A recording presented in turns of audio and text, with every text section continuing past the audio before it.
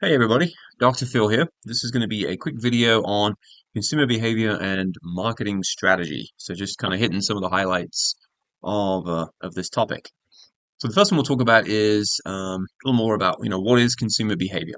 So formally defined, it's the study of individuals, groups, or organizations and the processes they use to select, secure, use, and dispose of products, services, experiences, or ideas to satisfy needs and the impacts that these processes have on the consumer and society. And by way of example, the Air France and FlexJet ads target the same consumers with similar products, yet they use two very different strategies. So why? Well, they're based on different assumptions about consumer behavior and how they might be able to influence that behavior. So they both feature luxury travel. One shows a commercial carrier. Of course, you may or may not know FlexJet is more of a sort of a private jet type carrier. Obviously more expensive. Um, so the idea of consumer behavior is, how do people act? How do they react? How do they respond to, purchases? How do they respond to targeting advertisement campaigns, for example?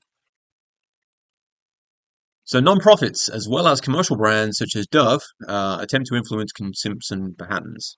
Both types of organizations must base their efforts on knowledge of consumer behavior if they wish to maximize their chances of success. So what they're really saying there is you don't understand your consumers and you don't understand how they behave, how they react. And really, what this really speaks to, the bottom line is how they spend their money, and when are they willing to spend their money?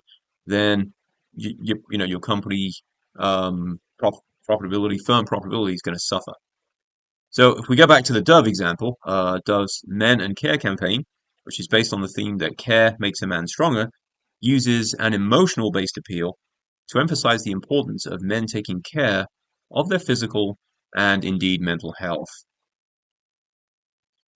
So think about, as an example, what do you buy when you go to a restaurant or coffee shop? If we can see in the image here, the experience is just as much, if not more, important than the actual food and beverage. A lot of people will go to Starbucks, and if you said, or Panera, perhaps a little more Starbucks, they might say, well, why? If you ask them why do they go there, they might say things like, well, I like the ambience. I meet my friends there. We kind of lose track of time, we catch up, etc., etc. So it's not just about the physical product; it's also about sort of the total package, if you will. So what is the total product being shown in the image? Now, obviously, in this image, we can see it looks like a whole bunch of different types of bread and pastries, etc. Um, Clearly, it's much more than just that. It's more than just the food and beverages. And marketers are starting to try to sell experiences as much as, if not more than, the actual products and services.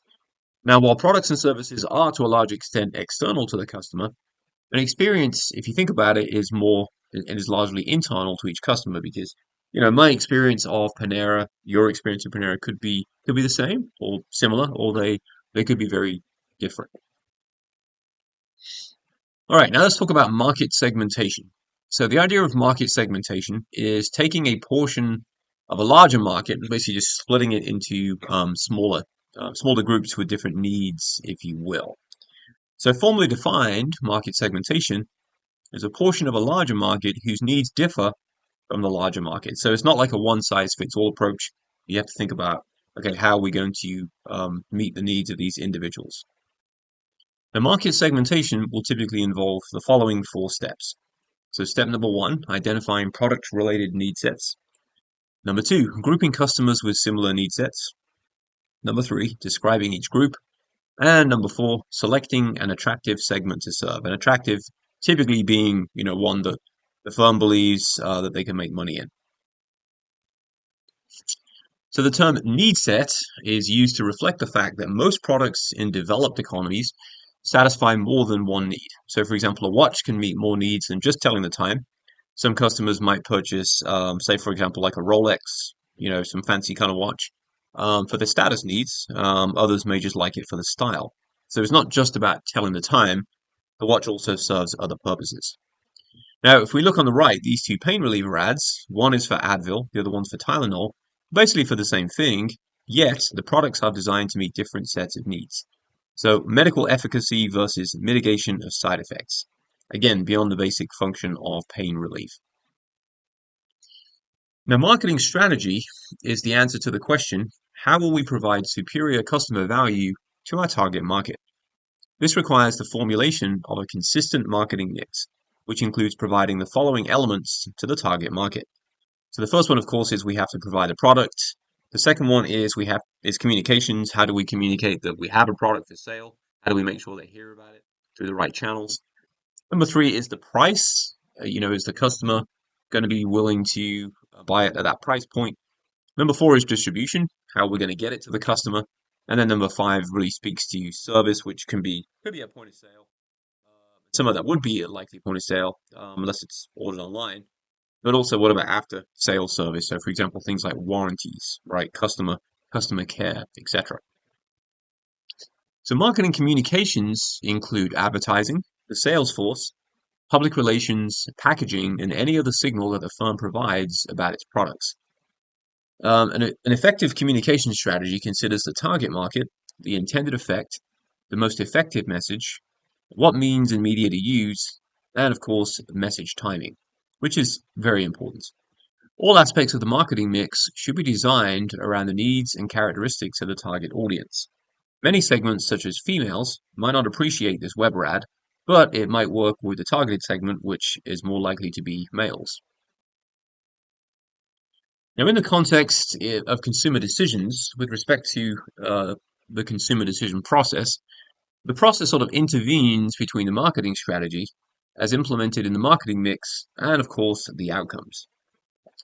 The firm can succeed only if consumers see a need that its product can solve, become aware of the product and its capabilities, decide that it's the best available solution, proceed to buy it, and become satisfied with the results of the purchase. Firm outcomes include product position, sales and profits, and customer satisfaction. The most basic outcome of a firm's marketing strategy is its product position, an image of the product or brand in the consumer's mind relative to the competing products and brands. So, for example, if we look on the right in the picture, the Starburst ad is positioning the brand as a fun brand. This image and personality are facilitated and enhanced by the color and imagery used. So here we sort of see a model, if you will, a theoretical model with respect to creating satisfied customers. So the two inputs here would be our total product and, of course, competitors' total products. Think about who we're competing with in the market. And then we think about the consumer decision process. How will they decide? Superior value, of course, is expected. That could lead to sales. And then hopefully the perceived value. The perceived is, of course, from the standpoint of the customer, not the firm. And then if the perceived value is indeed delivered, then hopefully that will result in customer satisfaction. Now, culture is perhaps the most pervasive influence on consumer behavior. As we will see, while Americans share many values and consumption behaviors, there are also rich diversity and ongoing change in society that create both marketing opportunities and unique social energy. Marketers are increasingly addressing the diversity of America. Ads such as this one on the right from Longchamp reflect and embrace such diversity.